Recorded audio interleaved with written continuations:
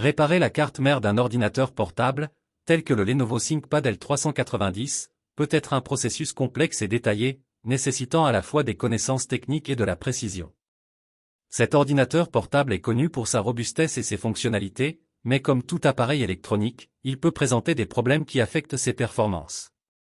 Dans ce cas, nous nous concentrerons sur la réparation de votre carte mère, l'un des composants les plus critiques de votre ordinateur.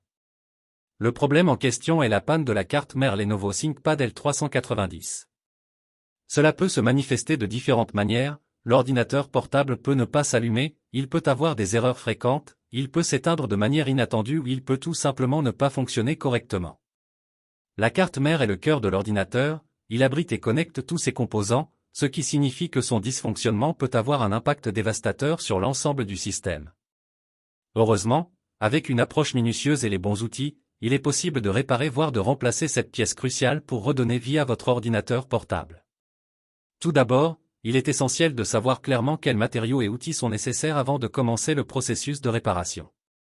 Ceux-ci peuvent inclure un tournevis de précision, un bracelet antistatique pour éviter d'endommager les composants par décharge électrostatique, une pince à épiler et, dans certains cas, une station de soudure si la réparation nécessite le remplacement de composants endommagés sur la carte mère elle-même. La première étape de la réparation de la carte mère Lenovo ThinkPad L390 consiste à débrancher toute source d'alimentation. Cela signifie non seulement éteindre l'appareil, mais également retirer la batterie de l'ordinateur portable. C'est une étape cruciale pour éviter tout risque de choc électrique lors de la réparation. Une fois la batterie retirée, veillez à la conserver dans un endroit sûr et sec.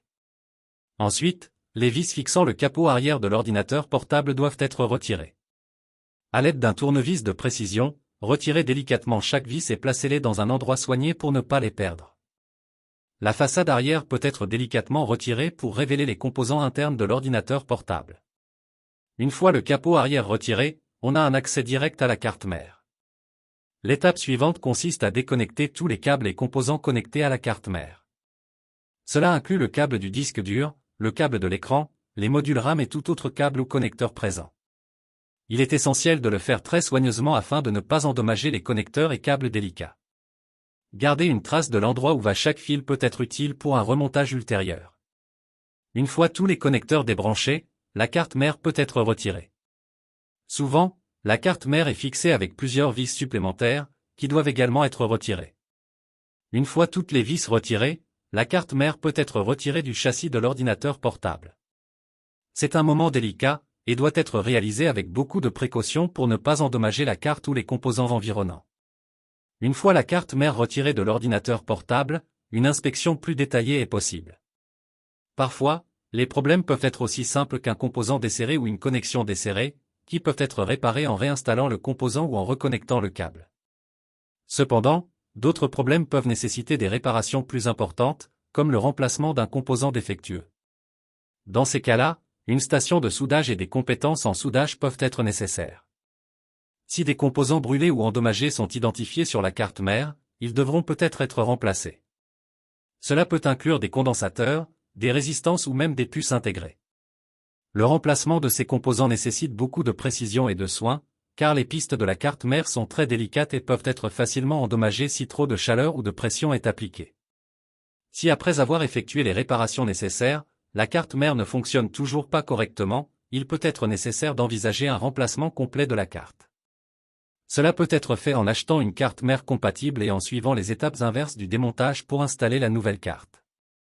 Enfin, une fois la carte mère réparée ou remplacée, l'ordinateur portable doit être remonté. Cela implique de reconnecter tous les câbles et composants, en s'assurant qu'ils sont sécurisés et à leur place correcte. Ensuite, remettez en place le capot arrière et fixez-le avec les vis initialement retirées. Une fois l'ordinateur portable assemblé, il est temps de le tester.